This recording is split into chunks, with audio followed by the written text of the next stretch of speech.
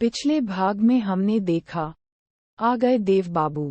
आज बड़ी देर कर दी आने में, पर कोई बात नहीं, आए तो सही।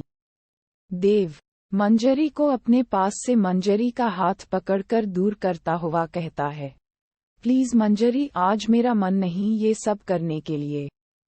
मुझे आज की रात अकेला ही सोने दो। मंजरी के चेहरे पर उदासी छा जाती है। ऐसा क्यों बोल रहे हो देव बाबू? इससे पहले तो कभी तुमने मुझसे इस तरह की बातें नहीं कहीं। अगर आपका मन नहीं है तो मैं मूड बना देती है। अब आगे, प्रेमा एक अनकही जिंदगी भाग दो। अगले दिन देव 2 मोबाइल खरीदता है, एक प्रेमा के लिए और एक अपने लिए। देव प्रेमा के खूबसूरत चेहरे को याद करने लगता है और मन ही मन सोचता है, चांद से भी खूबसूरत चेहरे के दीदार के लिए अब तो रात होने का इंतजार करना होगा। रात के करीब 10 बज रहे थे। प्रेमा आदि को अपने कमरे में साथ लिए लोरी गाकर सुला रही थी। लोरी गाते गाते प्रेमा को देव का ख्याल आने लगता है। प्रेमा अपने ख्यालों से देव को दूर करना चाहती है, पर प्रेमा अपने ख्यालों से देव को नहीं निकाल पाती है और बार बार प्रेमा देव के बारे में सोचने लगती है। प्रेमा मन ही मन सोचती है, ये मुझे क्या हो रहा है? मैं देव के बारे में क्यों सोच रही हूँ? प्रेमा देव के बारे में सोचते सोचते अपने कमरे से बाहर आ जाती है और बाहर आते ही घर के दरवाजे पर किसी के होने की आहट मालूम पड़ती है। प्रेमा अपने चेहरे को दुपट्टे से छुपा लेती है और बिना पूछे ही दरवाजा खोल देती है। तुम्हें मना किया था ना, यहाँ नहीं आने से, फिर क्यों आए? तुम नहीं जानते, अगर किसी ने तुम्हें यहाँ देख लिया तो मुझे परेशानी हो सकती है।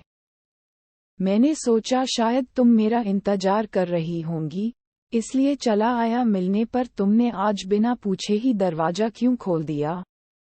बिना पूछे कभी भी दरवाजा मत खोलना, देव प्रेमा से कहता है। प्रेमा हिचकिचाती हुई, वो मुझे लगा तुम होगे इसलिए खोल दी। देव अपनी होठों पर मुस्कान लाता हुआ, इसका मतलब मैं सही हूँ, तुम भी मुझे याद कर रही थी प्रेमा, मैं तुमसे कुछ कहना चाहता हूँ। हाँ देव, कहो, क्या बातें कहनी है? ये अपना खूबसूरत चेहरे को कम से कम मेरे सामने तो ढक कर ना रखो। इन खूबसूरत चेहरे को थोड़ी सी आज़ादी तो दो, तब देखो कैसे तुम्हारे हसीन होठों पर खुशियां हंसी बनकर खिलखिलाकर बाहर आती है। तब फिर खुद को आईने में देखो, तुम खुद में बहुत ही अच्छा महसूस करोगी। देव की बातें सुनकर प्रेमा अपने चेहरे पर से दुपट्टा हटा लेती है और खुद को देव के सामने महफूज महसूस करती है। देव एक आईना लाकर प्रेमा को देता है। प्रेमा, अब खुद को देखो इस आईने में, तुम कितनी खूबसूरत लग रही हो। प्रेमा खुद को आईने में निहारने लगती है। तभी प्रेमा की नज़र देव के तरफ पड़ती है। देव भी प्रेमा को निहारे जा रहा था।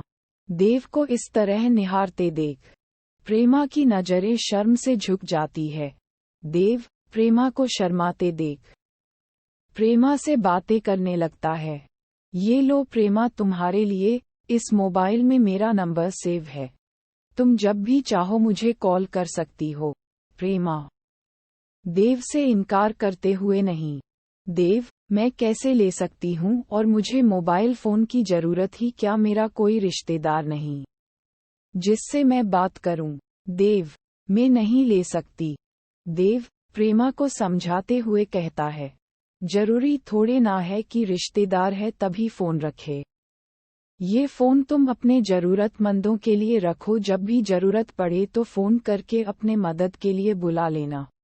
प्रेमा मायूस होकर देव से कहती है, देव, मेरी जिंदगी एक अनकही रिश्तों के साथ जुड़ गई है, जो खत्म होकर भी मेरे साथ काले साए की तरह रहता है, जिससे मैं चाहकर दूर नहीं जा पाती। अच्छा देव, भी तो अपने बारे में बताओ, तुम्हारी भी तो फैमिली होगी। अपने फैमिली के बारे में बताओ, और तुम क्या करते हो, ये सभी भी बताओ। हाँ प्रेमा, मेरी भी फैमिली बहुत प्यारी थी। हम सब, हमारे फैमिली में मेरी माँ, एक छोटी बहन और एक छोटा भाई बहुत ही खुश थे और मैं मुंबई थाने का बहुत ही ईमानदार सब इंस्पेक्टर था, पर हमारी ईमानदारी ही कुछ नामी रईसों को रास न आई। उनके धंधे में मैं रुकावट का कारण बन जाता। फिर एक दिन हमारी खुशियों को काली ग्रहण लग गई और सब कुछ एक ही झटके में खत्म हो गया।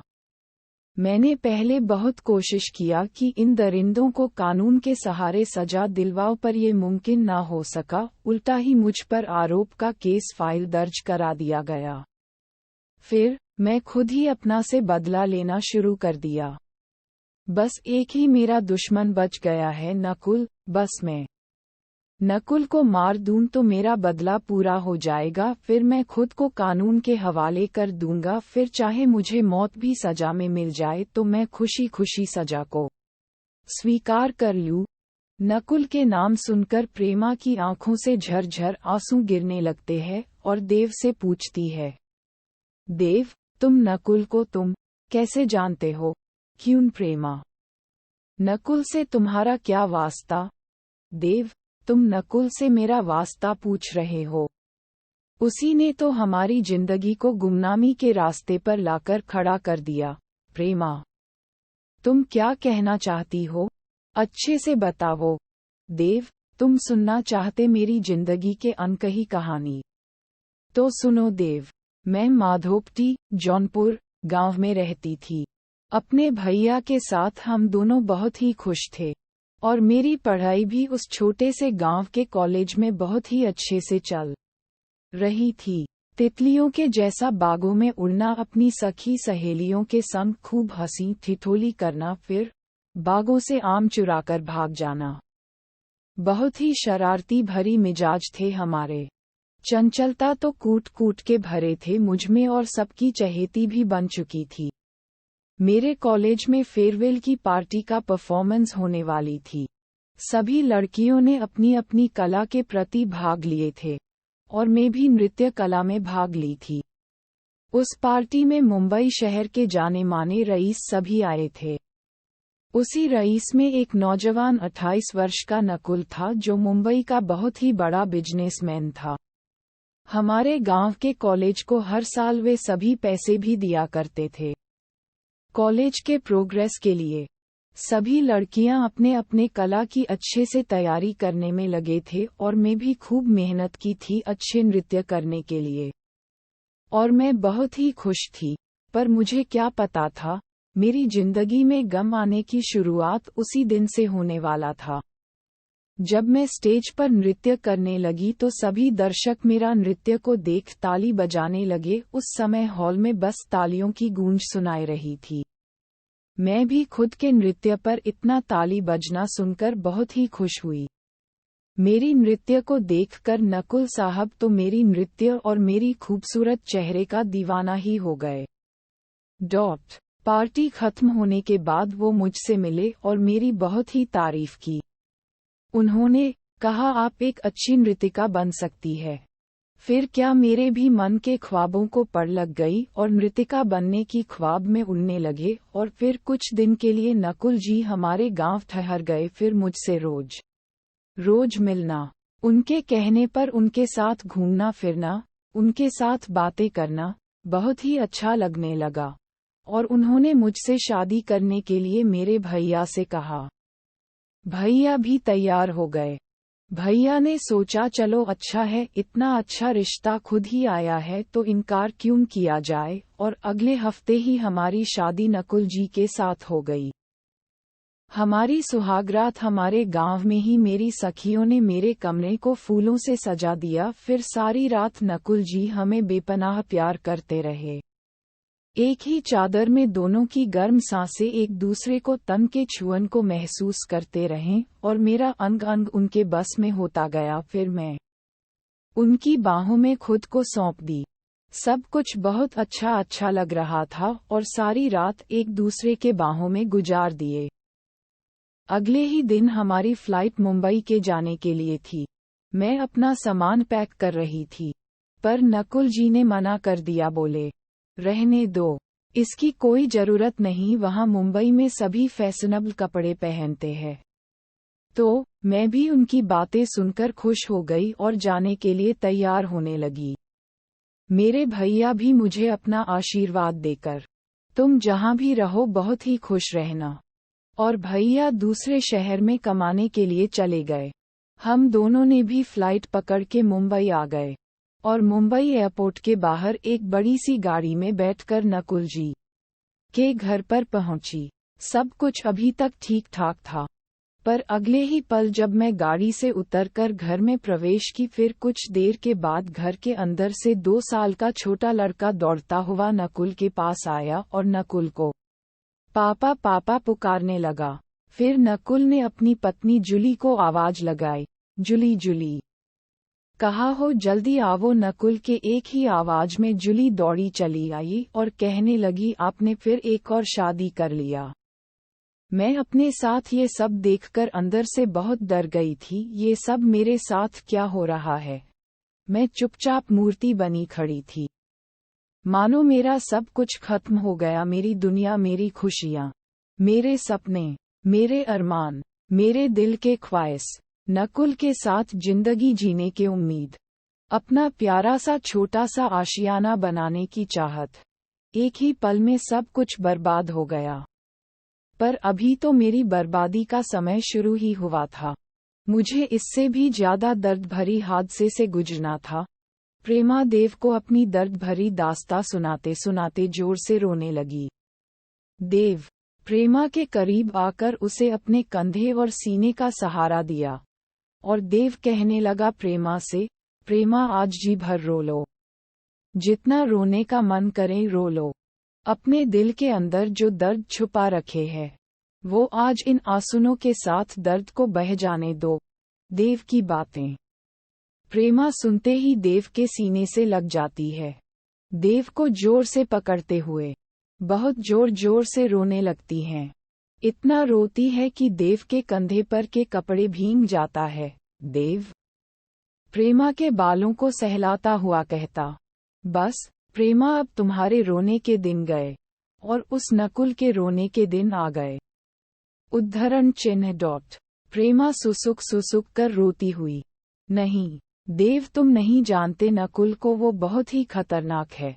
उसके 2 रूप है, एक मानव और एक दानव से भी बदतर। देव प्रेमा को अपने सामने करते हुए कहता है, प्रेमा, तुम सुसुक कर जब रोती हो तो एकदम छोटी बच्ची की तरह लगती हो।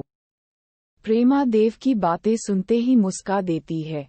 देव ताली बजाता हुआ, बस ऐसे ही मुस्कुराते रहो प्रेमा, तुम रोती हुई बिल्कुल अच्छी नहीं लगती हो।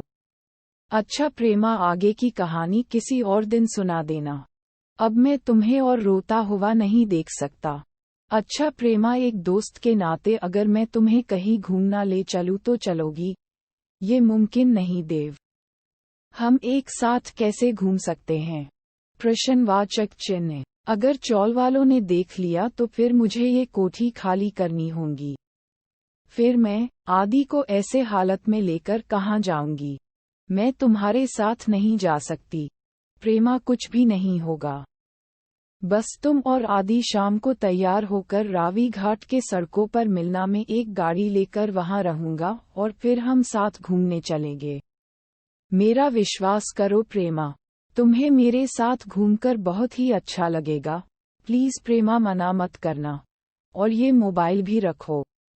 अब मैं चलता हूँ प्रेमा, हम कल शाम को मिलते हैं। देव अपने ठिकाने लताबाई के कोठे पर पहुंचता है। वहां मंजरी देव के इंतजार में गुस्से से मुंह बनाकर बैठी थी। मंजरी के कमरे में देव के आते ही मंजरी देव पर गुस्सा करने लगती है। कहाँ थे अब तक? ये भी कोई आने का वक्त है क्या? समय देखा है कितने हो रहे हैं? रात के पूरे 2 बज गए हैं। मैं देख रही हूँ देव, तुम्हारे रवैये कुछ बदले बदले से लग रहे हैं। पहले तो कभी ऐसा नहीं करते थे, लेकिन अब क्यों? देव देव मेरी तरफ देखो, मेरी सवालों का जवाब दो। देव मंजरी के तरफ देखता हुआ कहता है, मंजरी, तुम जैसा सोच रही हो वैसा बिल्कुल नहीं है। मंजरी गुस्साती हुई, फिर क्या वजह है देव हर रोज इतने देर से आने की? मैं तुम्हारे बिना नहीं जीना चाहती हूँ। और पता है ना काकीबाई, लताबाई के रवैये। वो बोल रही थी फिर से मुझे धंधा करने को। लेकिन अब मैं तुम्हें अपना सब कुछ मान ली हूँ। मैं किसी और के साथ अब नहीं सो सकती। देव जितना जल्दी हो सके मुझे यहाँ से ले चलो। तुम्हारे बिन यहाँ मेरा दम घुटता है। देव, मैं जी नहीं पाऊंगी तुम्हारे बिन। मंजरी, मैंने कहा था ना तुमसे, मुझसे कोई भी उम्मीद नहीं रखना, पर तुम तो मेरे साथ जिंदगी जीने के सपने देख रही हो। मेरी राह किसी और पथ को जाती है मंजरी। हाँ, मैंने कहा था अगर अपने बदले का अंजाम के बाद बच पाऊं तो अपनी जिंदगी तुम्हारे बाहों में ही गुजरेगी। पर मैं जिस राह पर हूँ, मौत मेरे साथ साथ चलती है। ... तो तुम उम्मीद ना लगावो मंजरी। देव की बातें सुनकर मंजरी चुपचाप सो जाती है और देव भी सो जाता है। अगले दिन शाम को देव प्रेमा को कॉल करता है। हेलो देव, बोलो। हाँ प्रेमा, तुम तैयार हो गई? हाँ देव, हो गई, बस आदि को तैयार कर दूं। उद्धरण चिन्ह। ठीक है प्रेमा, आदि को तैयार करो और घर से बाहर निकलते ही कॉल कर देना मुझे। हाँ ठीक है, अब रखती हूँ। प्रेमा आदि को तैयार करके अपने चेहरे को दुपट्टे से ढक लेती है और घर का दरवाजा लॉक कर रीवा घाट के सड़कों के तरफ चल देती है। रास्ते में प्रेमा देव को कॉल कर देती है। प्रेमा आदि को लिए देव के साथ गाड़ी में बैठ जाती है। देव गाड़ी में पहले से ही आदि के लिए चॉकलेट और खिलौने खरीद कर रखा हुआ था। वो सभी खिलौने और चॉकलेट देव आदि को दे देता है। आदि चॉकलेट और खिलौने के साथ गाड़ी में खेलने लगता है। देव गाड़ी चलाता रहता है और प्रेमा से बातें भी करता रहता है और प्रेमा और आदि को बहुत ही सुंदर सी जगह पर ले जाता है। नदी के किनारे बहती धारा की कलकल मधुर आवाज, चिड़ियों के चहचहाट गीत, सुंदर सुंदर फूलों से सजी वहां का सुंदर मनभावन मनलुभावन जगह।